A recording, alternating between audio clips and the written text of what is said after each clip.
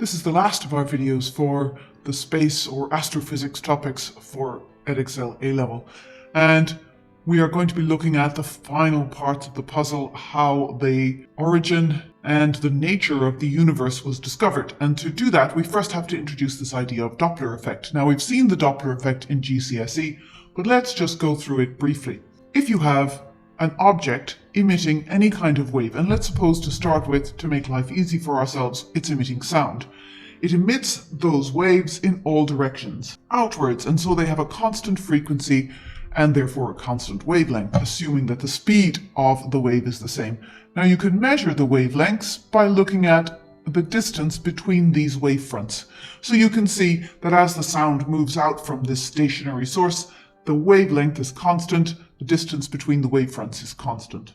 If, on the other hand, you have a moving source of sound, and in this case it's moving to the right, you can see that the object starts to catch up with its own sound waves as it emits them. So the distance between the wavefronts in front of the object becomes lower, and the distance between them behind the object becomes bigger. And of course that means that the wavelength in front of the object decreases, and the wavelength behind the object increases. So if this is your ear here, a wavelength decrease means a frequency increase, so the sound is higher pitched. And here, a wavelength increase means a frequency decrease, and so the sound is lower pitched. The faster the object moves, the more this effect is, so you get a greater decrease as it comes towards you in the wavelength, and a greater increase as it moves away from you in the wavelength. This is most obviously heard in Formula 1 cars, in ambulances, police cars. What we are most concerned about in this universe topic is not sound, but light. And so if this is a light-emitting object coming towards you, its wavelength decreases, so that means it becomes more blue. And conversely, on the other side, if the light-emitting object is moving away from you, you get an increase in wavelength, and that means the object becomes more red. Now, this is the very basics of it. When you start looking at light-emitting objects, particularly galaxies, it's not the color of the light that changes, but rather the spectrum of the light that it emits that changes. So let's look for a moment at emission and absorption spectra. You should be familiar with this from quantum physics, but you take an atom, and obviously there are electrons that orbit that atom. Now, normally those electrons sit in what's called a ground state. It is their lowest energy state. Here, the ground state is labeled 0 electron volts, but more usually you see it labeled minus 13.6 electron volts. And this is the electron diagram for hydrogen. There is our electron sitting in the ground state, minding its own business. If it absorbs just the right amount of energy, it can jump from that ground state into one of the higher energy states. Now, it depends on how much energy it absorbs. It can be any kind of energy. It can be heat, it can be light, it can be electrical energy, but as long as it gets, let's say, 10.2 electron volts of energy, it will jump from the ground state up to this first state here. How much energy is 10.2 electron volts? It's worth doing a quick calculation. So we multiply that by 1.6 times 10 to the minus 19, the usual way that you convert electron volts into joules, and that gives you 1.632 times 10 to the minus 18 joules. Now, we're most concerned with light, so let's figure out what wavelength of light that corresponds to. We can use our Planck equation to find the frequency. F, therefore, is energy divided by the Planck constant, giving us our 1.632 times 10 to the minus 18 divided by 6.63 times 10 to the minus 34, and we get a frequency of 2.46 times 10 to the 15 hertz. Now, that in itself is enough to identify the light, but light is usually given in wavelengths rather than frequencies, so we're just going to do a quick conversion of that. We know that V is equal to F lambda, so lambda will be equal to V divided by F, and that will give us a lambda of 1.22 times 10 to the minus 7 meters, or 122 nanometers, which is the way that it's normally expressed. So that means that if you shine light of 122 nanometers on this hydrogen atom, the electrons will move from the ground state up to the first excited state, what's labeled n equals 2 here. If you shine light of 121 nanometers, they will not jump. It has to be that exact amount of energy because that is the energy gap between our ground state and the next one up. Now, if you give it 12.1, it will jump right up to the next, the n equals 3. We're focusing right now on just the absorption of energy. Now, eventually, those electrons will jump back down and they will emit that 122 nanometer light again. And so what we end up with for all possible jumps, and you can see these arrows here label all the possible upward and downward jumps between the different levels. What we end up with are what are called emission spectra, as in when they jump back down again, they emit those wavelengths of light, and absorption spectra, and those are the wavelengths that cause them to be able to jump between these levels. And here we can see the classic emission and absorption spectrum for hydrogen. You can see the lines here of light that are being emitted as the electrons jump down from higher energy levels down to lower energy levels. And the absorption spectrum shows the entire spectrum of white light with those lines picked out, because those are the lines corresponding to wavelengths that the hydrogen atom will absorb in order to jump up levels. And it's these absorption spectra that we are focusing on here.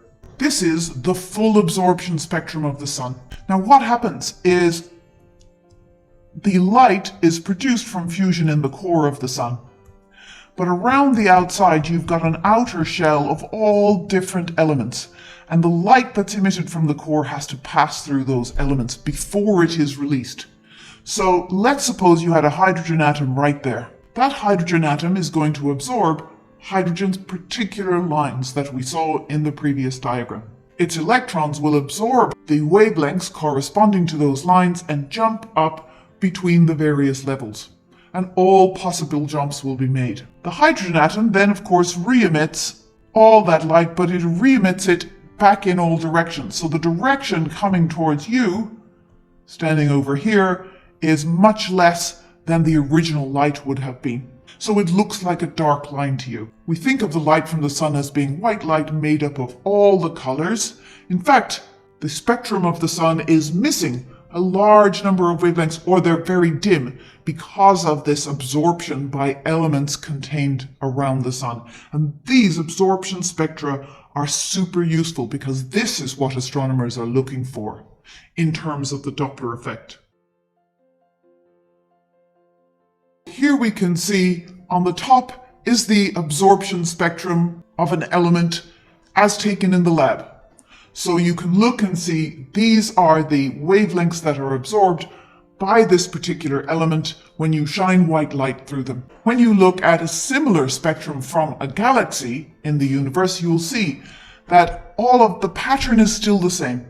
So all of the lines are the same distance away from each other. So it all fits in the same pattern. It's just that the lines are not in the place you would expect them to be. They've all been shifted down towards the red end of the spectrum. And this is given the name redshift. Now, redshift is the light version of the Doppler effect. What this is telling us is that all of those lines are moved towards the red. Their wavelengths have gotten longer. And that tells us that this light-emitting object, this galaxy, is moving away from us. And it's moving away at some speed, because remember, it's got to catch up with its own light waves, or stretch out its own light waves at the back. So the speed of this galaxy is significant compared to the speed of light. If they're shifted in the opposite direction, we call it blue shift, for the same reason. The faster a galaxy is moving away from us, the bigger that redshift is going to be, because the more it's going to stretch out the light behind it. Now we can calculate a ratio of redshift. So we're going to find a number that compares what you would get in the lab to what you're seeing with the galaxy. And we call that the Z number. And the Z number is the change in the wavelength of the light, apparent wavelength of the light. So you would label this, let's just call it 700 nanometers. So in the lab, it's 700 nanometers is where this line is. But here, in this galaxy, it's at 770 nanometers. So the change in wavelength would be 70 nanometers. And you put that over the original wavelength, the lab wavelength. So where that absorption line would be if the object were stationary. And of course, that's going to be equal to a change in frequency over the original frequency, because frequency and wavelength are directly related through the speed of light here. So when you do that calculation, you get this ratio telling you how much of the wavelength has caused this change. Now this is equal to the value of v over c. C is of course the speed of light. This ratio tells you the proportion of the speed of light that is the recessional velocity. So the galaxy is receding from you, and its recessional velocity is how fast it is going away from you. So with this z value, you can actually find out how fast the galaxy is receding. Using this technique, light from galaxies is analyzed, and we can see that all but one are redshifted. That means all but one galaxy in the universe is moving away from us. And the further away they are, the faster they are moving. And this led to the whole idea of the expansion of the universe. Now, this technique also led Edwin Hubble and his team to think about how the distance away a galaxy is related to its recessional velocity. This is Edwin Hubble right here, pictured in his observatory with Albert Einstein. So they had data of distances to several galaxies from standard candle work, so they knew how far away these galaxies were. And what they did was they plotted their recessional velocity, calculated from these redshifts against distances, and were astonished to find that it was a direct proportion. This little red dot down here shows the galaxies that Edwin Hubble actually used to find his direct proportion. And we know that all direct proportions are straight lines that pass through the origin, and they all have the format of y is equal to mx. And of course, on our y-axis here is velocity, so we have velocity is equal to some constant times distance. This constant is called the Hubble constant, or h with a little zero subscript. And this is the gradient of this line. You can now use this as a calibration curve as distance to galaxies. So this is our next tool. Because if you go ahead and you calculate its recessional velocity using its redshift, you can pick your recessional velocity up here, go across, and go down and find the distance to the galaxy in question. Now, I said that Edwin Hubble used this much data. You can see much more data has been collected since those days. That was in the 1950s. Because they still use standard candles to get more data points for this line so that you can put a better best fit line on this. So that means that the value of HO is constantly being refined. And this table here shows you through the years up until 2013 what the value of HO was. So it started off in 1958 at about 75. That was an estimate. In 2013, 67.8 plus or minus 0.77 was the best estimate that they had. The current recognized value is 73.8 kilometers per second. Note the unit per megaparsec. Because on our graph, those were the units used for recessional velocity and distance. There are some things that you need to realize though about the value of the Hubble constant, and we'll go back to our graph to look at that. You can see that the data is quite scattered. So the Hubble constant is based on a best fit line, possibly best seen on this estimated graph. So your best fit line is the reasonable line that runs up the center. But of course, you can go and look at what the maximum best fit line would be, maximum gradient best fit line, and the minimum gradient. And that tells you for any point along the graph what the uncertainty in that value of the Hubble constant might be. So you can see that you get quite large uncertainties based upon the maximum and minimum gradient here. So that's the first thing. The points are quite scattered, so it's a best fit line. The second thing to note is look at the uncertainties in these distances. So we have looked through over the last set of videos ways in which we measure or estimate the distances to different galaxies. And oftentimes with galaxies, the distance is used to one particular star or event within that galaxy. and therefore the distance to the galaxy itself is an estimate, with, as we've said, quite large uncertainties. So again, that adds another layer of uncertainty into the value of the Hubble constant. A few other extra details to note about the Hubble constant, and if we go back to look at its unit, it's kilometers per second per megaparsec, or in other words, meters per second per meter, which of course if you cancel down gives the unit of per seconds. What this means is that 1 over the value of the Hubble constant gives you a unit of seconds, and this time is the time since the beginning of the universe. And you can do a quick calculation, put in the latest value of 73.8 kilometers per second per megaparsec, and of course you'd have to convert all of that into meters per second and convert megaparsecs into meters. And if you do that, you should get an answer of 1.33 roughly times 10 to the 10 years. And that is the age of the universe according to the Hubble constant, or what's called the Hubble time. Now, there are a couple of big issues with all of this. First, as we've said, is the uncertainty in the value of the Hubble constant. At the moment, the quoted uncertainty is about 3%. But that doesn't mean that it's correct to within 3%. That's the uncertainty in it. There's a lot of estimation in there. So, like we've said before, it keeps getting reevaluated based upon more data. The uncertainty in the value of the Hubble constant means that there is uncertainty in the age of the universe. The second issue relates to the fate of the universe. And in this situation, the density, the mass energy density, is the key here. And so here are 3 possible scenarios of what would happen to the universe. Scenario A, this bottom one here, this is where you have enough mass energy density to halt the expansion, the current expansion, and reverse it to bring the universe back to a big crunch. In that situation, we call this kind of universe closed.